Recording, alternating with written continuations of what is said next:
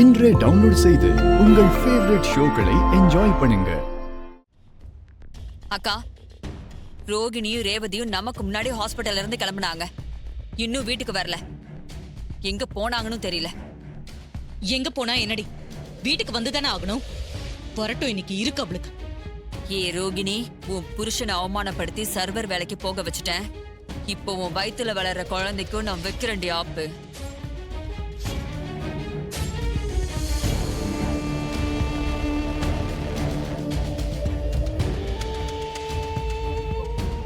அப்பா, அம்மா கோவமா இருக்க மாதிரி தெரியுதே, என்ன விஷயம்?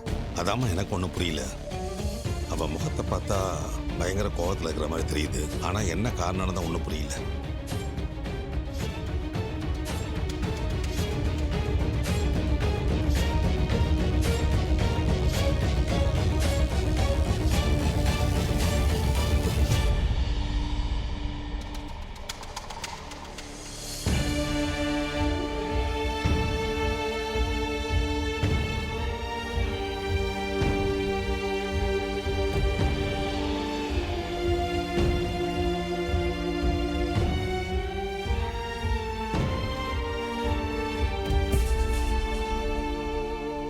ரெண்டு பேரும் எங்க போயிட்டு வரீங்க?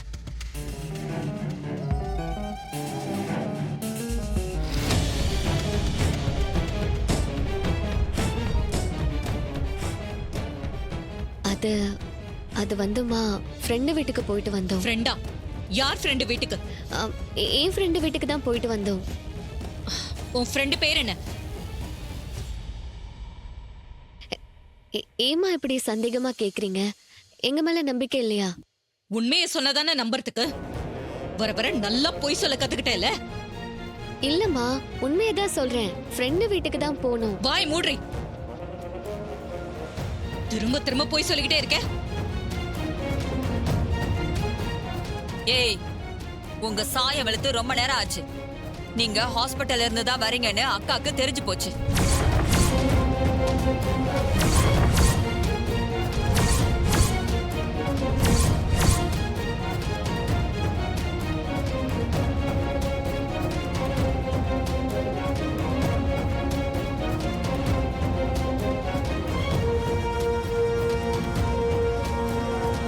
ரோஹிணி, நீ இப்படி என்னை ஏமாத்தவே நினைக்கவே இல்லை.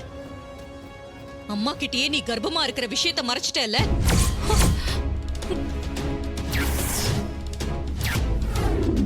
அக்கா, ரோகிணியை பத்தி நமக்கு நல்லா தெரியும். அவ இந்த மாதிரிலாம் பண்ணக்கூடிய ஆளே இல்ல. இது எல்லாத்துக்கும் காரணம் இந்த டிரைவரா தான் இருக்கும். ஏய், வாய மூடுறியா? இந்த வீட்டுல எந்த தப்பு நடந்தாலும் அதுக்கு சின்ன மாப்பிள்ள தான் காரணமா? இப்ப எதுக்கு அவர் இழுத்து விடுற? காரணம் இருக்கு மாமா. ஒருவேளை ரோகிணிக்கு குழந்தை பிறந்து ஜோசியர் சொன்ன மாதிரி அக்கா உயிர் போயிடுச்சுன்னா அப்புறம் இவனும் ரேவதி ஒண்ணு சேர்றதுக்கு யாரும் தடையா இருக்க மாட்டாங்கல்ல. அதான் குழந்தை உண்டான விஷயத்த அக்கா கிட்ட சொல்ல வேண்டான்னு ரோகிணி புருஷன் கிட்ட இவன் தான் சொல்லிருக்கணும். இவனும் இவன் சொல்றத கேட்டுக்கிட்டு சொல்லாமலே இருந்திருப்பான். சித்தி, ஏன் இப்படி கேவலமா பேசுறீங்க? நரம்பு இல்லாத நாக்கு எதை வேணாலும் பேசணும்னு சொல்லுவாங்க. அப்படிதான் இருக்கு உங்களோட பேச்சு. அக்காவும் மாமாவும் குழந்தை உண்டான விஷயத்த அம்மா கிட்ட சொல்ல முடியலையேன்னு வருத்தத்துல இருந்தா நீங்க இப்படிதான் திருச்சி பேசுவீங்களா? நாக்க பிடிக்கிறவன் நல்ல கேளுமா. மயில் மாப்பிளைய பத்தி வாய்க்கு வந்தபடி பேசி அவர் வீட்டை விட்டு போறதுக்கே காரணமா இருந்தா, இப்போ ரோகிணியை பத்தி தப்பு தப்பா பேசி அவளை காயப்படுத்துறான். இவெல்லாம் என்ன ஜென்மமோ? மாமா, நான் உண்மையதான் சொன்னேன். ரோகிணி கர்ப்பமா இருக்காங்கிற விஷயத்த மறைச்சது உண்மைதானே?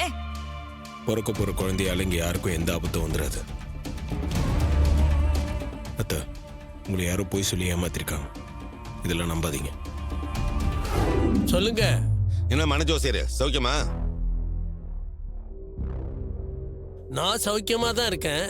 சொல்லுங்க, என்ன விஷயம்? என் பொண்ணோட ஜாதகத்தை பார்க்கணும். கொஞ்சம் வீட்டு வரைக்கும் வர முடியுமா? வரேன், ஒன்னும் பிரச்சனை கிடையாது. உடனே கொஞ்சம் வரணும். வந்துடுறேன், இன்னும் கொஞ்ச நேரத்துல அங்க இருப்பேன். சரிங்க, வாங்க. இன்னும் கொஞ்ச நேரத்துல ஜோசியர் வந்துருவாரு. இப்போ ஜோசியர் வந்து உண்மையை சொன்னா எல்லா உண்மையும் இவங்களுக்கு தெரிஞ்சிருமே. அதுக்கப்புறம் நம்ம சும்மா விட மாட்டாங்களே. இப்ப என்ன பண்றது? ஏதாவது பண்ணணும். ஐயா, இதுக்கு பரிகாரம் ஏதாவது செஞ்சா அம்மா உயிருக்கு ஆபத்து இல்லாம பண்ண முடியுமா? இதுக்கு பரிகாரம் எதுவும் கிடையாதம்மா.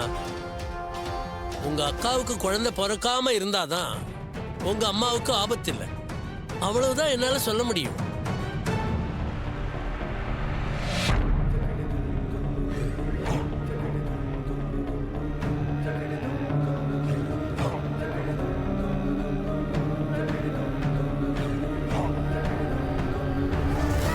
ஐயா, நான் வரட்டுங்களா?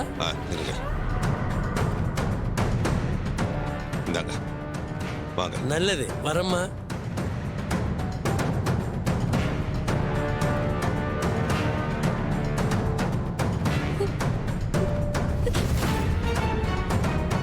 என்னக்கா, இந்த ஜோசியரும் குழந்தை பிறந்தா அவன் உயிருக்கு ஆபத்துன்னு சொல்லிட்டு போறாரு.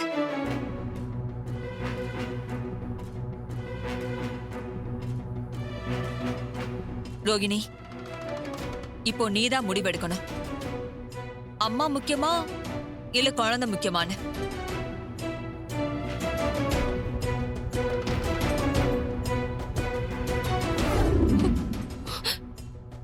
அம்மா, என் குழந்தையால உங்களுக்கு எந்த ஆபத்தும் வராதும்மா. ஜோசியம் சில நேரம் பொய்யாவும் ஆயிருக்குல்லம்மா. இந்த விஷயத்துல அப்படிதான் நடக்கும்னு எனக்கு தோணுதும்மா.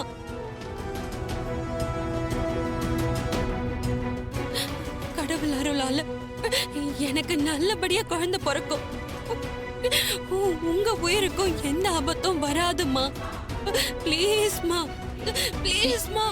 ரோஹிணி, ப்ளீஸ் எழுந்துரு, அழாத. ஆமத்து 4-5 வருஷம் கழிச்சு பொக்கிஷம் மாதிரி உங்களுக்கு குழந்தை பாக்கியம் கிடைச்சிருக்கு. இது தெய்வம் கொடுத்த குழந்தை. இந்த குழந்தையால கண்டிப்பா உங்க உயிருக்கு எந்த ஆபத்தும் வராதத்த. எங்களுக்கு குழந்தை பிறக்கிற நேரம் நீங்க வேணா பாருங்கல, நீண்ட ஆயுளோட நல்லா இருப்பீங்க.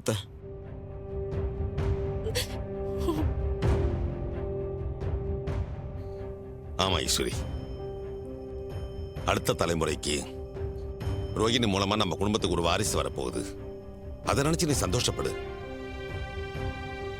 ஒரு சின்ன குழந்தையால உன் உயிருக்கு ஆபத்து வருங்கிறத என்னால ஏத்துக்க முடியல.